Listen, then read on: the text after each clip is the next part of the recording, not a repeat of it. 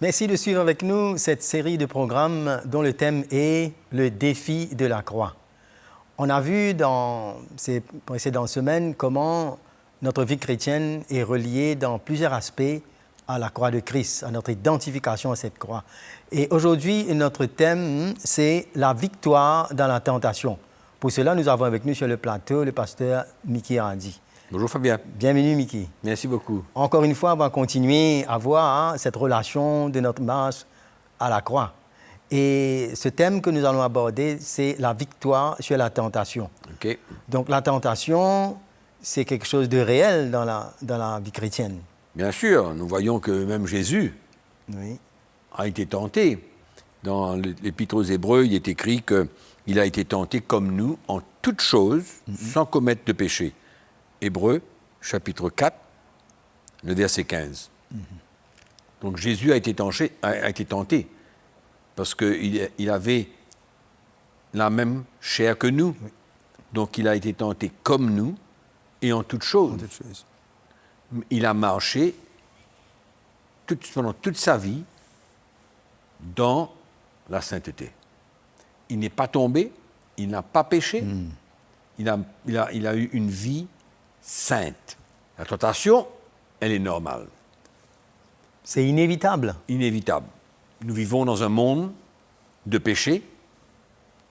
Nous vivons dans un monde où nous voyons, nous entendons, nous pensons, nous nous imaginons des choses et nous vivons dans la chair. Cette chair-là qui est sujet aux tentations. Voilà. D'accord? Donc, la tentation, même l'apôtre Paul nous dit, dans son épître aux Corinthiens, au chapitre 10, verset 13, il dit ainsi donc que celui qui croit est... Non, le verset 13. Aucune tentation ne vous est survenue qui n'ait été humaine. C'est-à-dire, c'est normal. C'est normal d'être tenté. Il n'y a aucune raison de paniquer quand on est tenté, quand on se trouve au milieu des situations, quand on ressent cette attaque Oui. de l'ennemi, ou alors les choses qu'on voit, qu'on entend. Parce que dans ce monde d'aujourd'hui, la plupart des choses qui sont fabriquées, c'est pour un but, la destruction de l'homme. En opposition à la volonté de Dieu. En opposition à la volonté de Dieu.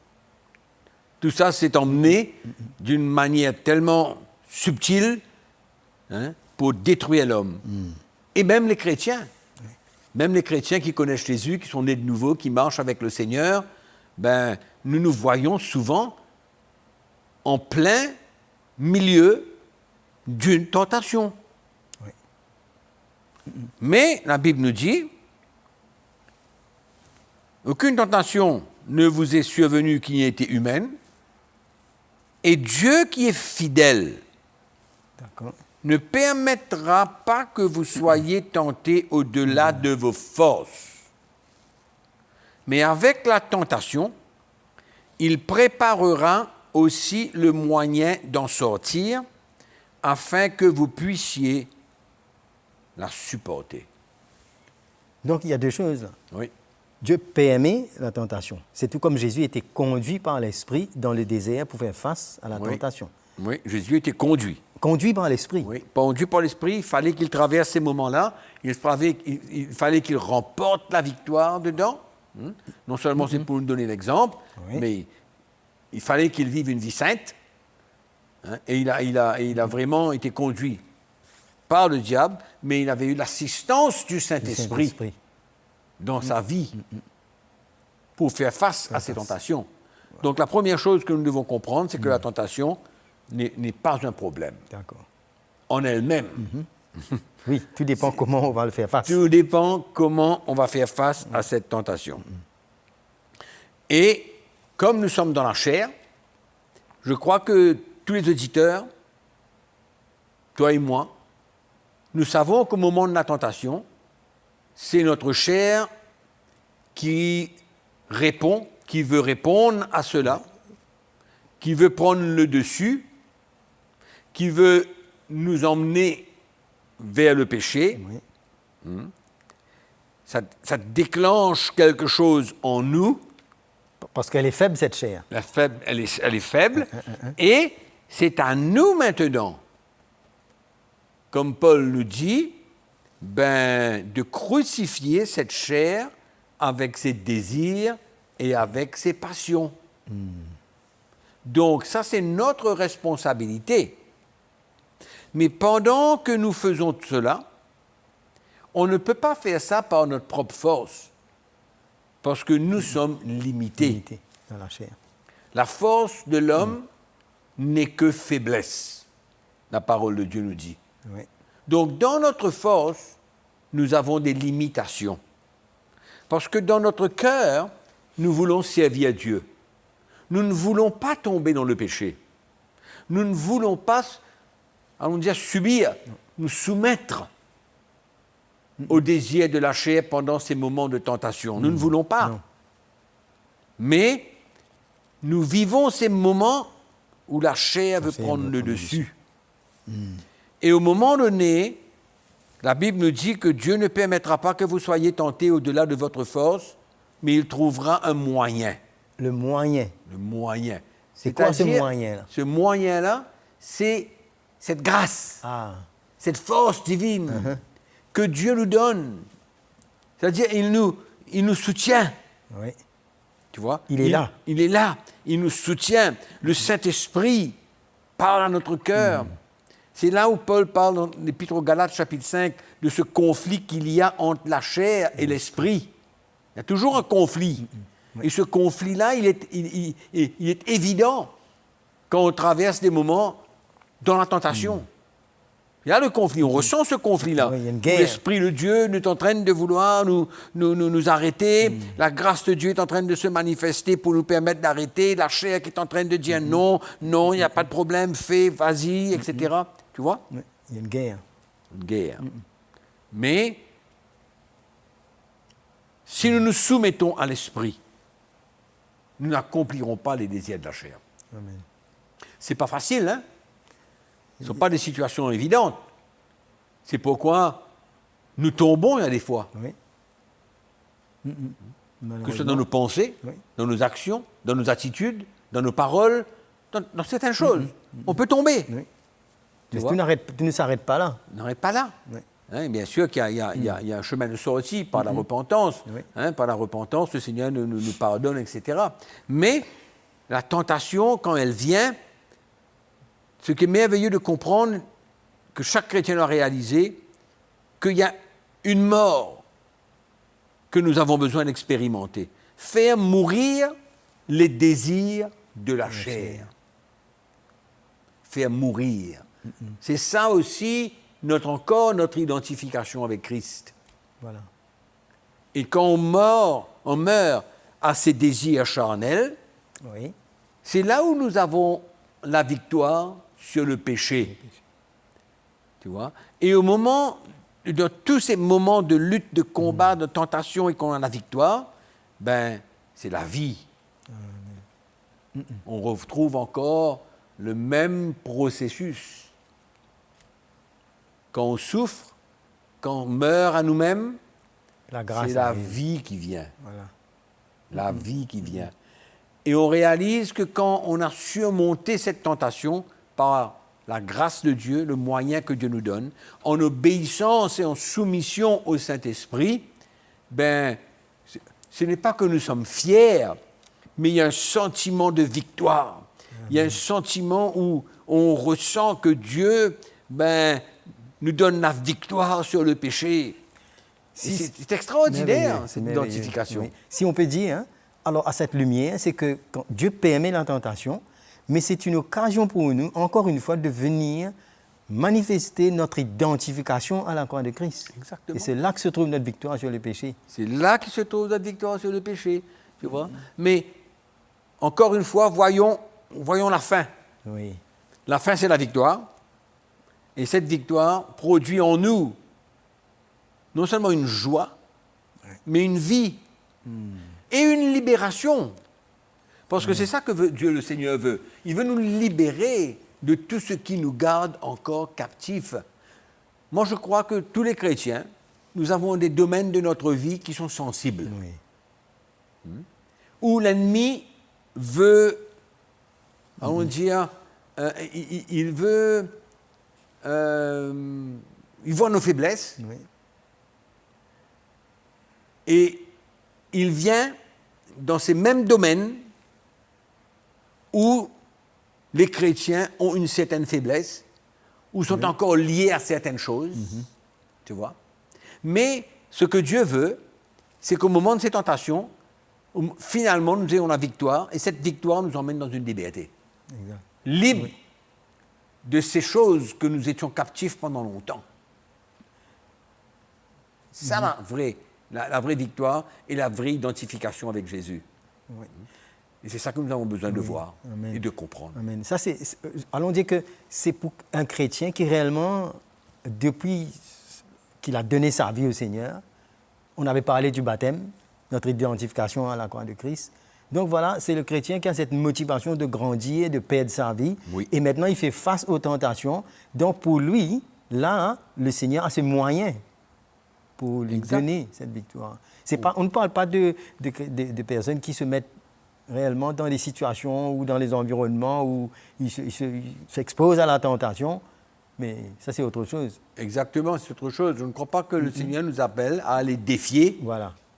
nos faiblesses, là où on sait qu'on est faible, là où on sait qu'il y a des domaines de notre vie qui sont encore vulnérables. On ne va pas aller dans ces endroits où ça expose cette faiblesse-là encore davantage. Voilà. Alors là, ça sera difficile pour nous de vraiment de sortir de là victorieux, malgré que il se peut. Il se peut, mais nous ne sommes pas appelés à jouer le jeu de l'ennemi. Voilà. On se garde. On se garde, on se préserve, Voilà. et on fait des choses, et on va là où nous savons on dire qu'on ne va pas se jeter dans les bras de l'ennemi. Amen. Voilà. Tu comprends? Mais une chose que Paul nous dit, que dans l'Épître aux Romains, c'est très intéressant. Dans le chapitre 8 au verset 12, il nous dit « Frères, nous ne sommes point redevables à la chair. Pour vivre selon la chair, mais si vous vivez selon la chair, vous mourrez. Mais si par l'esprit vous faites mourir les actions du corps, c'est-à-dire les désirs de la chair, les actions du corps sont les désirs de la chair, vous vivrez. Vous vivrez. Vous vivrez. Vous vivrez, ça veut dire quoi? Vous aurez la vie. La victoire. La victoire et la vie de Christ. Une libération. Amen. On n'est pas redevable à la chair, on ne doit rien à la chair. Rien. Amen. On ne doit rien. Justement, on va parler de cette victoire, parce qu'il n'y a pas que la tentation et le côté négatif et la défaite, mais il y a ce côté de victoire que le Seigneur nous appelle. Hein? Quand il nous dit « Soyez parfaits comme votre Père Céleste est parfait », donc le Seigneur a en vue cette victoire. Oui, bien sûr, il a en vue cette victoire. Oui. Et je crois que non seulement le Seigneur a en vue la victoire, mais nous avons besoin, de désirer cela. Bien sûr.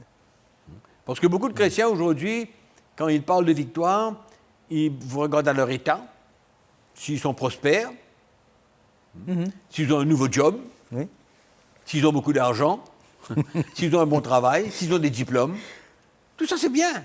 C'est une conception de victoire selon la chair qui n'a rien à voir avec la croix de Christ et la vie de maturité. Parce que la vraie victoire, la vraie victoire, c'est la victoire sur le péché. Pourquoi? Parce que c'est la raison pour laquelle Jésus est venu donner sa vie. Amen. Il est venu pour nous sauver de nos péchés.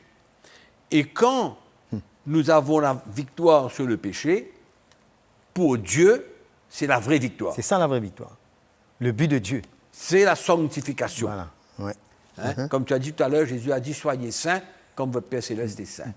Finalement, on peut arriver à avoir un manque, ou de souffrir, ou être malade, mais on peut être toujours dans la victoire. Absolument. Selon Dieu. Selon Dieu. C'est ça qui est extraordinaire. Et que parfois, on n'arrive pas à réaliser ça. On a la victoire, pourquoi? Parce que notre vie est claire. Amen. On peut passer par un moment de souffrance, mais notre vie est claire. Nous marchons dans la victoire. Amen.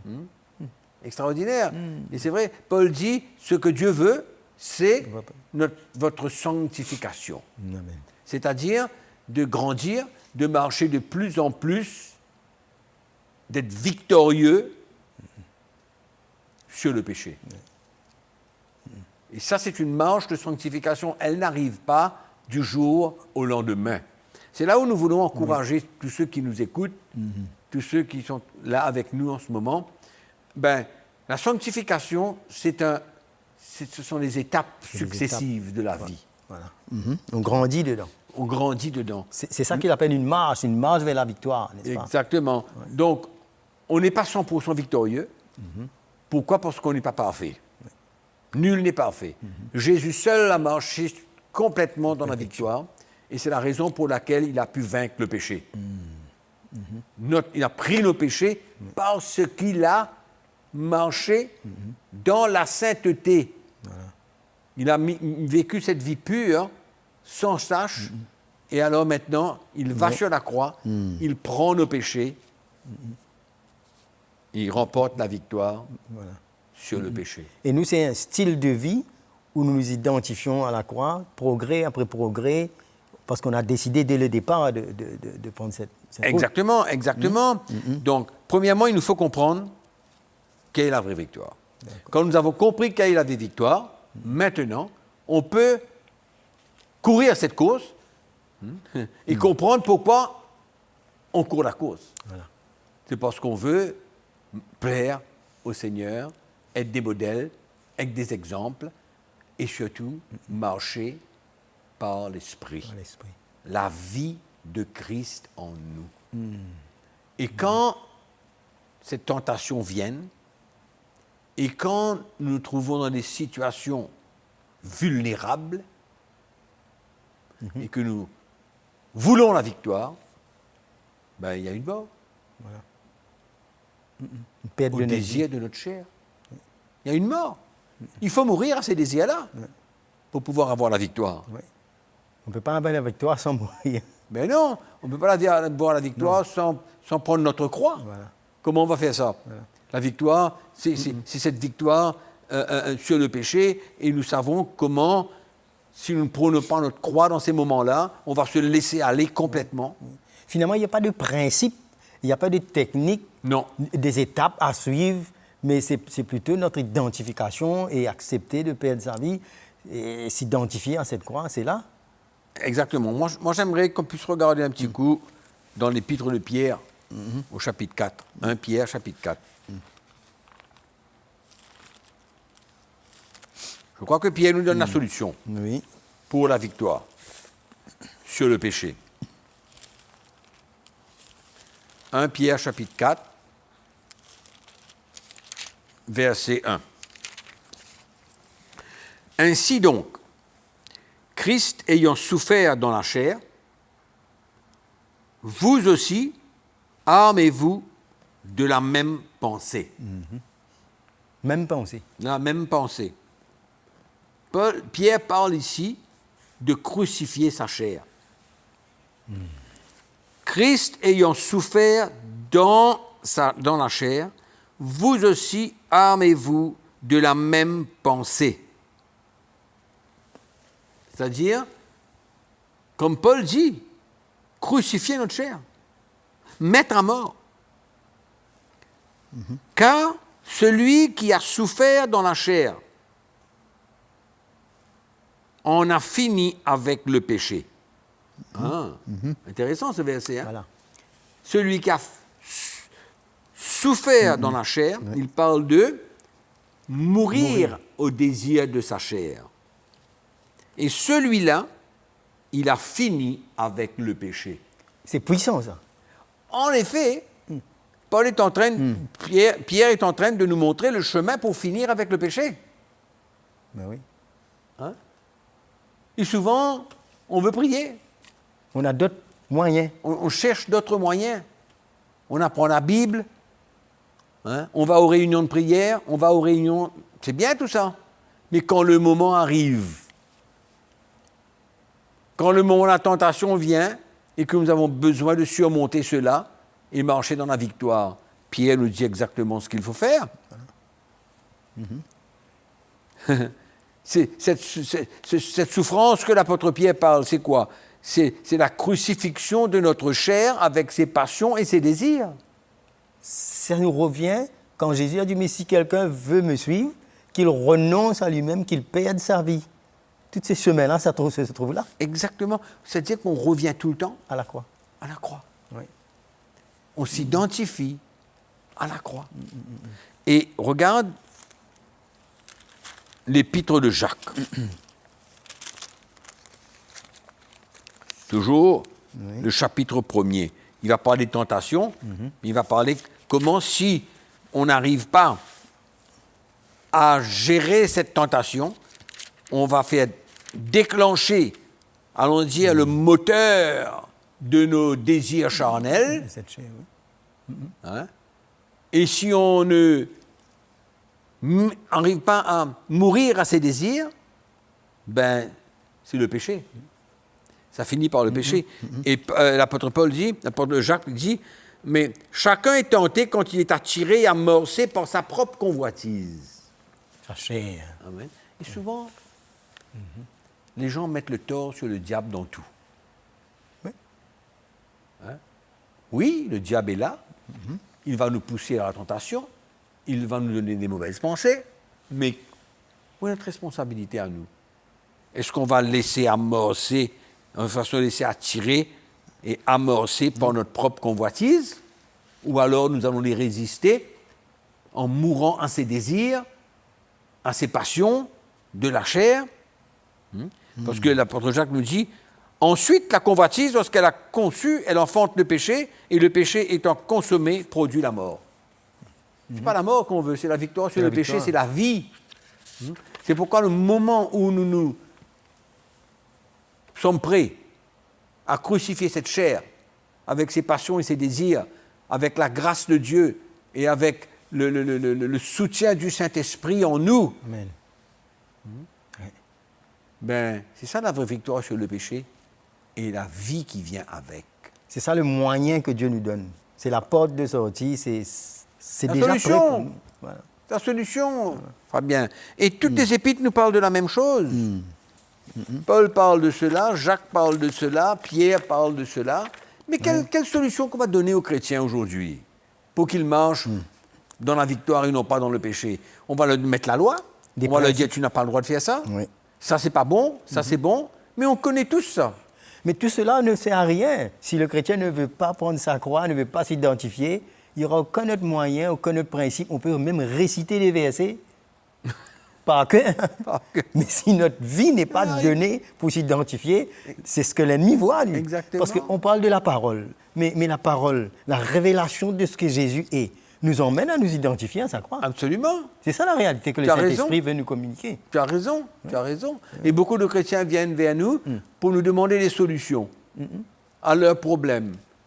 Pourquoi? Parce que ils persistent à faire des choses qui ne sont pas bonnes, ils persistent à faire, à tomber dans le péché, à se soumettre à ce qu'on a dit là, hein, à ces convoitises. Ils viennent chercher la prière. Mais souvent, quelle peut être notre réponse, Fabien? Prends ta croix. Ben oui. Prends ta croix. Parce que c'est là que où tout se passe. Ben oui. Parce qu'avant de tomber dans le péché, hein, c'est pas comme si on est tenté, on tombe dans le péché tout de suite, ça. Hein? Non. Avant de tomber dans le péché, le Saint-Esprit où il est là pour nous. Il nous montre ça. Hein? Il veut nous convaincre. Il nous aide. La grâce de Dieu est là. Alors, qu'est-ce qu'on fait? C'est à nous de réagir. C'est à nous, comme on dit, ben, prends les taureaux par les cornes. Ben oui, c'est là où on doit choisir. On Là, choisit on doit la vie. choisir. On choisit, on fait le choix. Exactement. Et les chrétiens viennent et ils veulent chercher la prière. Prie pour moi, frère, parce que voilà mon problème. Mais oui, on peut prier. La prière va aider, il n'y a pas de problème. Oui. Mais la plupart de nos réponses, c'est quoi, Fabien? Mais prends ta croix, mon frère, dans ces moments-là. Tu as besoin de faire mourir les désirs de ta chair, t'identifier à Jésus dans ses souffrances, dans sa mort, et puis tu participeras à la résurrection, c'est-à-dire à la vie, à la victoire. La victoire sur les tentations, la victoire sur tout ce qui peut se passer autour de nous. C'est pourquoi dans le siècle où nous vivons, avec tout ce qui se passe autour, mais le Seigneur, lui, il vient chercher une église glorieuse, sans tache, mais c'est le chemin où le Seigneur nous préserve et que c'est le moyen, c'est qu'on ne peut pas fuir la tentation, on ne peut pas s'isoler, mais on est là avec cette croix qui est la garantie Oui, qui va nous donner cette victoire. exactement. Hein? Et ce qui est bien de comprendre aussi, c'est que souvent une victoire enclenche une autre victoire. Amen. C'est vrai. Et souvent une défaite enclenche une autre défaite. La victoire ouvre la porte à des bénédictions. Ça augmente notre foi, notre don de notre vie pour voir qu'il y a encore plus devant. Et on ressent qu'on grandit. Amen. On ressent qu'on ne reste pas comme un enfant, mais on grandit. Il y a une maturité qui prend place en nous. Il y a la vie de Jésus-Christ qu'on transmet aux autres. Amen. Et puis notre vie, quand on marche dans la victoire, ben, quand on parle de cette victoire, quand on parle et qu'on exhorte et qu'on encourage et qu'on prêche, ben, nous sommes en train de prêcher ce que nous sommes en train de vivre. Il y a une assurance dans l'esprit, Exactement. une approbation de Dieu, Exactement. parce que nous sommes identifiés et que nous goûtons à cette expérience de victoire, Exactement. de progrès en exactement. progrès. Donc, la victoire sur le péché, c'est la clé. Amen. Et je crois que chaque chrétien doit pouvoir ressentir qu'il grandit. On ne peut pas sentir qu'on est tout le temps vulnérable. Vulnérable dans tous les domaines de notre vie.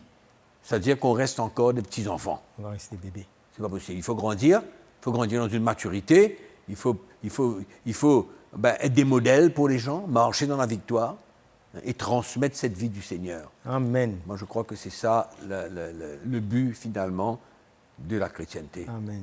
Amen. Identifié à Jésus-Christ. La victoire sur la tentation, Amen. encore une fois, nous ramène vers notre identification à la croix de Christ. En tout cas, on peut dire que cette croix, c'est le point central de notre marche chrétienne. Absolument. Hein? Absolument. Dans tous ces domaines, dans tous ces aspects qu'on a vus, et que la réponse ne se trouve pas dans la sagesse des hommes, mais se trouve à la croix de Christ. Exactement. En tout cas, Et beaucoup de choses qu'on peut faire à côté, voilà, c'est bon. voilà. Mais on ne peut pas ne pas porter notre croix. Amen. Merci Mickey.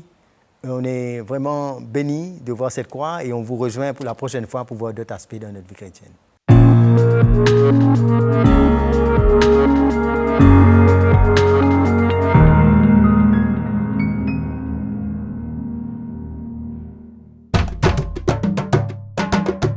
Pour plus d'informations, visitez le www.ctmi.org.